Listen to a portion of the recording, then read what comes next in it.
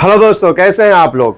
हिजाब वाली बकवास। लोकसभा का चुनाव आता है तो बयान आता है एक दिन हिजाब वाली प्रधानमंत्री बनेगी।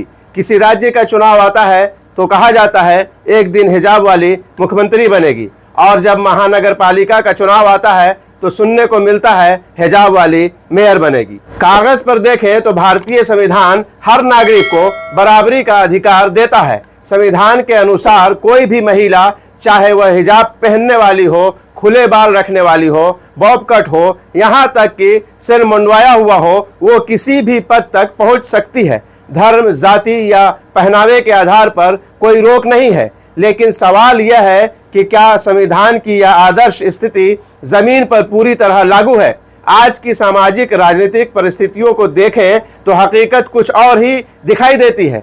सच तो यही है कि हिजाब पहनने वाली महिला को छोड़ दीजिए, अगर कोई मुस्लिम महिला जींस टी शर्ट या आधुनिक पहनावे में भी हो तो भी उसे चुनावी राजनीति में स्वीकार्यता मिलना बहुत ही मुश्किल है। मुस्लिम पहचान के साथ चुनाव जीतना और बड़े पदों तक पहुंचना आज के माहौल में बेहद कठिन हो चुका है। ऐसे में बार बार हिजाब वाली प्रधानमंत्री या हिजाब वाली मुख्यमंत्री जैसे बयान देना क्या व्यावहारिक राजनीति है या सिर्फ एक भावनात्मक नारा। ख्वाब देखना बुरा नहीं है, समाज को आगे बढ़ाने के लिए सपने देखे जाते हैं, लेकिन जब वह सपना आज की वास्तविक परिस्थितियों से बिल्कुल दूर हो और उसे बार बार प्रचारित किया जाए तो उसका उल्टा असर भी हो सकता है। इससे बहुसंख्यक समाज के मन में ये डर पैदा हो जा सकता है कि मुसलमान भविष्य में इतनी संख्या में बढ़ जाएंगे कि सत्ता पर काबिज हो जाएंगे। यह राजनीति के लिए सही रणनीति नहीं है। अगर यह कहा जाए कि मुसलमान अपने दम पर ऐसा करेंगे तो इसके लिए जनसंख्या और राजनीतिक ताकत और बहुमत चाहिए, जो आज मौजूद नहीं है। और अगर यह कहा जाए कि दूसरे समुदायों के सहयोग से ऐसा होगा तो यह भी स्पष्ट है कि व्यापक समाज किसी व्यक्ति को उसकी धार्मिक पहचान के आधार पर नहीं, बल्कि उसकी स्वीकार्यता और नेतृत्व क्षमता के आधार पर चुनेगा। ऐसे में इस तरह के बयान अनावश्यक विवाद पैदा करते हैं और मुस्लिम राजनीति के लिए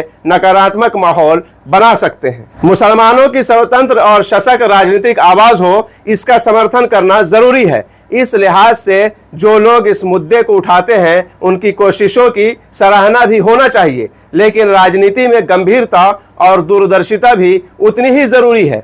आज जब हालात यह हैं कि उदारवादी मुसलमानों के लिए भी राजनीतिक जगह लगातार सिमटती जा रही है, तब सीधे धार्मिक पहचान के आधार पर बड़े संवैधानिक पदों की भविष्यवाणी करना व्यावहारिक राजनीति नहीं, बल्कि भावनात्मक अतिशयोक्ति लगता है। इसलिए बेहतर यही होगा कि नेता ऐसे बयानों से बचें और जमीनी मुद्दों, शिक्षा, रोजगार, प्रतिनिधित्व और सामाजिक न्याय पर ध्यान दें। यही रास्ता समुदाय को आगे ले जाने के लिए सही रहेगा।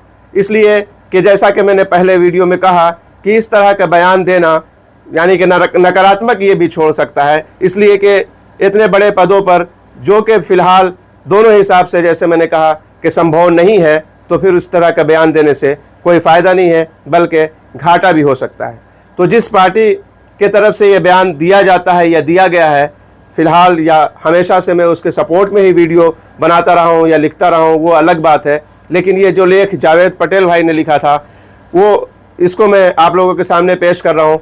तो लेकिन बहरहाल कहने का मकसद ये है कि ऐसा नारा देने से ज़्यादा बेहतर ये रहेगा कि आप पार्टी के लिए ज़मीनी स्तर पर कुछ अच्छा काम करें, कुछ चीज़ें बताएं, कोई और जैसा कि मैंने कहा शिक्षा वगैरह, बेरोज़गारी, रोज़गार देना या जो कुछ भी, ये सब पर बात हो तो ज़्यादा बेहतर है। कौन बनेगा और कौन नहीं बनेगा वो तो मामला सामने आ जाएगा, वो लोग सब लोग देख लेंगे। लेकिन इस तरह का बयान दे के शायद पार्टी का नुकसान हो, इसलिए मेरा भी यही कहना है कि इस तरह के बयान से बचना चाहिए। बनने का संवैधानिक अधिकार है, बन सकती है कोई भी महिला, जैसा कि मैंने कहा, चाहे वो कुछ भी पहनती हो, किसी भी इससे हो, लेकिन ऐसा बोलना कोई फ़ायदा का सौदा नहीं है। बहरहाल इसमें आप लोगों की क्या राय है कमेंट में ज़रूर बताएं। चलते हैं, मिलेंगे नेक्स्ट वीडियो में। अपना ख्याल रखें। अल्लाह हाफिज़, बाय।